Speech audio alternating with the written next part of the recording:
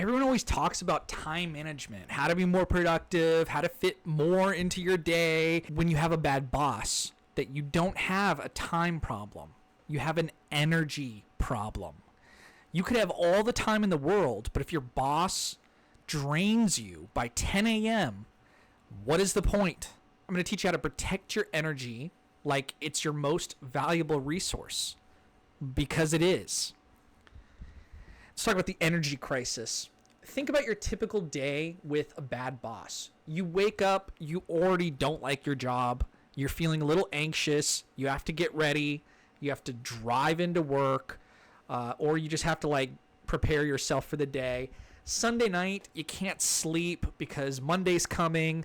You get to work. Your boss criticizes something in the first 15 minutes. Now you're defensive and you don't know it, but your body's running on adrenaline. By lunch, you feel exhausted, not even from the work, but more from managing their moods, anticipating their reactions, walking on eggshells. You go home and you're too drained to work out, to cook healthy food, or to enjoy your own life. You just collapse. The reality is you didn't run out of time. You ran out of energy. And your boss is the leak in your gas tank. Have you guys seen The Devil Wears Prada? Andy wasn't working more hours than other assistants, but Miranda demanded constant emotional availability. That's what drained her. The energy, not the time. Researchers talk about 4 types of energy: physical, emotional, mental, and spiritual. Physical energy: sleep, food, movement, basic stuff. But bad bosses disrupt this. Stress affects sleep. If you can't go to sleep, you might be chronically stressed. If you live in America and you work a job, you might be chronically stressed. I'm not saying that you quit the job. I'm saying reduce the amount of stress. Okay? Sometimes you might skip meals. Maybe you're too tired to exercise. How do you protect your physical energy? Non-negotiable sleep schedule.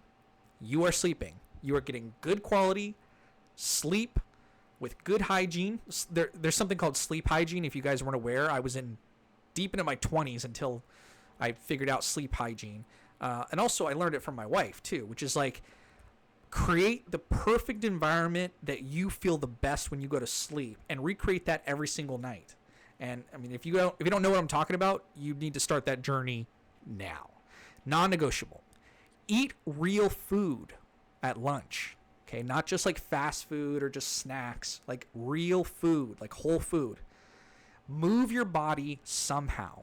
Even walking can do this. So if you have like a million thoughts racing in your head and you go outside and get sunshine and get a walk in, that repetitive motion should be a trigger to let it go. Let it go. All right, let's talk about emotional energy. This is the big one with bad bosses. Every interaction is emotionally expensive. The protection for this is gray rock, the gray rock method. If you haven't seen that, go back and watch that video. The less emotional engagement, the more you conserve. Let's talk about mental energy, decision fatigue, trying to predict what your boss wants, constantly problem solving their chaos. The protection for this is to simplify everything else. Wear the same outfit, eat the same breakfast, save mental energy for what matters. Spiritual energy. This is your sense of purpose, why you do what you do. If you're in American society and you work a job in 2025, you are probably have no spiritual energy. You need to go find your purpose. Why are you doing all of this? Get that on track, get that right. Bad bosses make you forget all this. The protection for this is remember that this job is not your identity. You're funding your actual fun life. The energy audit. Here's an exercise. For 1 week, track what drains you and what refills you. Here are common drains of our energy. Morning meetings with your boss, like minus 30% energy. Reading their passive-aggressive emails, minus 20% energy. Trying to anticipate their mood, minus 40% energy. Overthinking interactions after work. That's a huge energy drainer. All right, these are some things that refill your energy. Coffee with a supportive coworker. Finishing a task without boss interference. Lunch away from your desk. A workout after the workday. Talking to people who aren't in your toxic workplace. That could just make your day a little bit better. And also, guys, I'll add to this is that you should just be able to reset multiple times throughout the day. You should definitely be able to reset at the end of a day and relax and then wake up the next day. But also try to make that a process that you do multiple times throughout the day. The math on this is if your bad boss drains 90% of your energy by noon, you need intentional refills. Otherwise, you are running on empty. A key insight here is that you cannot eliminate the drains completely. Guys, this is life. Life is draining. It's very energy giving, so you need to take the yin and yang approach, or whatever your spiritual practice is. But like, guys, you got to take the good with the bad. So life is full of draining interactions. You are an adult. You are all big and grown up, and you will experience drainers throughout the day. It's called living, okay? But you can't, you can protect and prioritize the refills, and that's the real stuff of life. That's where it comes in. Strategic energy allocation. Once you know your energy patterns, you can get really strategic with this. You allocate energy like money in a budget. During your high energy times, like when are you sharpest? In the morning? Save that for your important work, not your boss's drama. If you are in a low energy time, like in the afternoons, like afternoon slump, that's when you do the mindless tasks. Just do email, filing, stuff that doesn't require peak performance. And in the interactions with your bad boss, schedule them when you know you have energy reserves. If possible, avoid first thing in the morning or right before you leave. There's boundaries on energy drains. Don't check your email after 7 p.m. Their emergency is not worth your evening energy. Don't spend your lunch rehashing what your boss said. Eat in peace. Reset. If some crap happened in the morning, you have lunch. Don't let it affect your afternoon.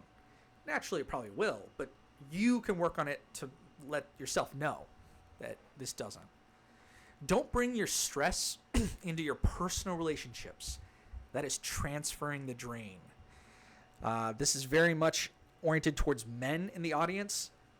Don't let your work stuff come home and affect your work life.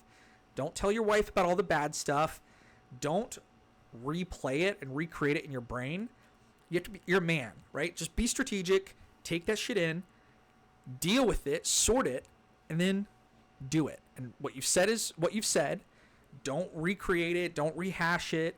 Just do the right thing. That's for the men in the audience, right? For women, you got different, self-care and security and choosing the right guy. I mean, all that's like how you do it. But and don't bring that stress into your personal relationships. Like, yeah, it's so bad. So, like, in that movie, The Pursuit of Happiness, Will Smith's character has almost nothing, but he protects his energy for his son and his goals. Everything else gets the minimum, and that is strategic allocation. All right, the permission to coast. Here is something controversial, but I'm going to say it and I stand by it. When you have a bad boss, you have permission to do the bare minimum. Why? Screw them. They're bad boss, right? Good bosses, that's the stuff of, we like good bosses here. You work hard for good bosses. If this is not a forever thing. It's not an every job, but here right now, you need to protect your energy. Your boss doesn't deserve your best energy.